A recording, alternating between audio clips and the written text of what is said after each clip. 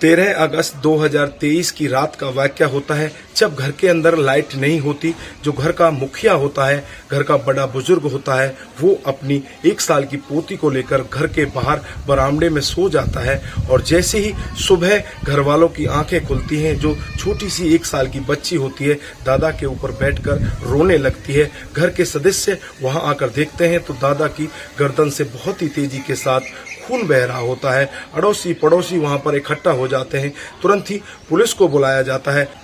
Police जब उस व्यक्ति को देखती है तो देखते ही एक बार में ही अंदाजा लगा लेती है कि इसके साथ किसी ने कोई बहुत बड़ी वारदात की है, इसे कोई मारकर यहाँ चला गया। उसके बाद डेड बॉडी को उठाया जाता है, उसे पोस्टमार्टम के लिए भेज दिया जाता है। पुलिस तमाम तरह की कोशिशों में लग जाती है कि आखिरकार इस बुजुर्ग व्यक्ति की किसी के साथ क्या दुश्मनी हो सकती है, इसे किस लिए मार दिया गया। लेकिन जब उसका खुलासा होता है तो एक ऐसा चौंकाने वाला खुलासा होता है जिसे सुनकर हर कोई व्यक्ति दंग हो जाता है। कोई भी अपने कानों पर यकीन नहीं करता कि ये बुजुर्ग व्यक्ति ऐसा भी कर सकता है। दोस्तों, अगर आप भी पूरा मामला सुनेंगे तो एक बार के लिए आप भी सोचने के लिए मजबूर हो सकते हैं कि आखिरकार लोग बाग रिश्तों को किस तरह से तार तार कर जाते हैं। आइए दोस्तों, जानते हैं पूरा मामला क्या था। नमस्कार, जय हिंद। आप देख रहे हैं APH न्यूज राहुल रावत के साथ। तो दोस्तों, आज की जो हकीकत की घटना आपको बताने जा रहा हूं, उत्तर प्रदेश में एक जिला पड़ता है बदायूं और इसी का बिल्फी थाना क्षेत्र के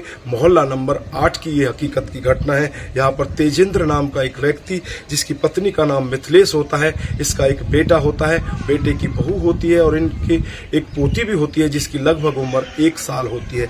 14 अगस्त 2023 का वाकया होता है जब सुबह सुबह करीब 6:30 पौने 7 बजे का वक्त होता है। तेजेंद्र अपनी खाट से उठता नहीं और जो बच्ची होती है इसकी खाट पर सो रही होती है, वो भी बहुत तेजी के साथ रोने लगती है। घर के और सदस्य तेजेंद्र की तरफ जाकर देखते हैं तो इसकी गर्दन पर बहुत ही तेजी के साथ खून निकल रहे होते हैं। लग तो ऐसा रहा था कि जैसे किसी ने बड़ी ही बेरहमी के साथ इसे मौत के घाट उतार दिया। आनन फानन में पुलिस मौके पर पहुंच जाती है, डेड बॉडी को अपने कब्जे में लेती है, उसे पोस्टमार्टम के लिए भेज देती है। इधर आसपास के लोगों से जांच पड़ताल की जाती है और इस घर के बारे में भी जांच पड़ताल की जाती है।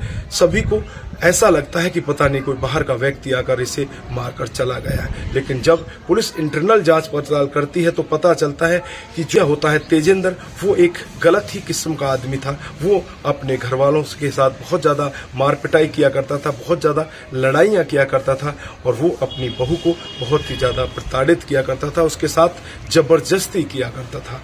इस सब के बारे में जब पुलिस को पता चलता है तो पुलिस सबसे पहले शक में इसके बेटे को लेती है और इसके बेटे के पास पहुंचा जाता है। बेटे की लास्ट लोकेशन उस समय की देखी जाती है तो वो बाहर की पाई जाती है, क्योंकि बेटा नौकरी करने के लिए बाहर गया होता है।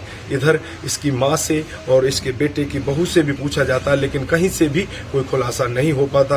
पुलिस चुपचाप अपने घर वापस चली जाती है। उसके बाद दोबारा से फिर इनके घर का रुख किया जाता है और दोबारा से जो इसकी पत्नी होती है मिथिलेश, उससे पूछा जाता है और जो इसके बेटे की बहू होती है उससे भी पूछताछ की जाती है। यहाँ पर जो मिथिलेश होती है अपनी बातों से हड़बड़ाती हुई, कुछ हिचकती हुई दिखाई देती है। पुलिस को ये हिचकन ही एक सबूत के रूप में यहाँ पर तैयार करती है और जब मिथिलेश से अपनी शक्ति के साथ पूछताछ करती है तो मिथिलेश टूटती है और सारा जुर्म कबूल करती है। मिथिलेश बताती है कि आज से 2 साल पहले मैं अपने बेटे की शादी करके लाई थी और शादी करने के बाद जो मेरा बेटा होता है नौकरी के लिए ज्यादातर बाहर रहा करता है और जो मेरा पति होता है मेरे बेटे की बहू के ऊपर गलत नजर रखने लगता है। इस सब के बारे में पूरे परिवार को पता चल जाता है।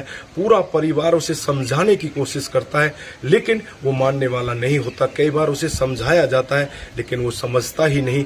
14 अगस्त से पहले 13 अगस्त की रात का मामला होता है। 13 अगस्त को ये हमारे साथ में बहुत ज्यादा लड़ाइयां करता है, मेरे को मारता है, पीटता है और उसके बाद जो मेरे बेटे की बहू है उससे भी गलत सलत बोलता है और मैं आराम से उस घूंट को पीकर चुपचाप सो जाती हूँ और रात को करीब 12 बजे जगती हूँ। घर के अंदर एक फरसा रखा होता है, उस फरसे पर धार लगाने लगती हूँ और लगभग 3 बजे तक उस फरसे को मैं पहनाती रहती हूँ। इधर सोचती रहती हूँ मैं करूँ तो क्या करूँ। और रात को लाइट चली जाती है। लाइट जाने के बाद जो मेरा पति होता है घर के बाहर बरामदे में सो जाता है।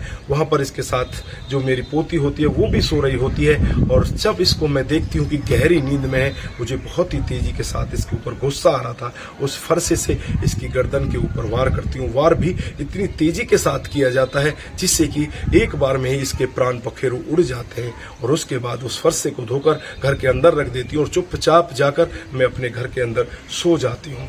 दोस्तों, जब पुलिस वाले भी ये पूरा मामला सुन रहे होते हैं तो पुलिस वाले भी एक बार अपने कानों पर यकीन नहीं कर पाते कि एक पत्नी अपने पति को कितनी बेरहमी के साथ मौत के घाट उतार सकती है। उसके बाद उस महिला के खिलाफ तमाम धाराएं लगा दी जाती हैं, उसे जेल के अंदर बंद कर दिया जाता है। आसपास के लोगों में, गांव में जब ये मामला पहुंचता है तो गांव के लोगों के अंदर भी एक बार भय का माहौल होता है। सभी ये सोचने के लिए मजबूर हो जाते हैं कि यहाँ पर ससुर था वो तो गलत ही था, लेकिन यहाँ पर उसकी पत्नी ने जो उसके साथ किया वो भी बहुत ही गलत था। दोस्तों, इस घटनाक्रम पर आप क्या सोचते हैं, आप क्या कहना चाहते हैं? आपकी जो भी राय है एक बार कमेंट बॉक्स में जरूर दीजिएगा। दोस्तों, इस घटनाक्रम को सुनाने का उद्देश्य सिर्फ आपको जागरूक करना है, आपको बताना है कि हमारे समाज में इस तरह की घटनाएं भी हो रही हैं। दोस्तों, आज के लिए बस इतना ही। फिर मिलते हैं किसी नए मोड के साथ। तब तक के लिए आप अपना ख्याल रखें, अपने परिवार का ख्याल रखें, सतर्क रहें, सावधान रहें और ऐसे क्राइम को अपने आसपास ना होने दें। नमस्कार, जय हिंद,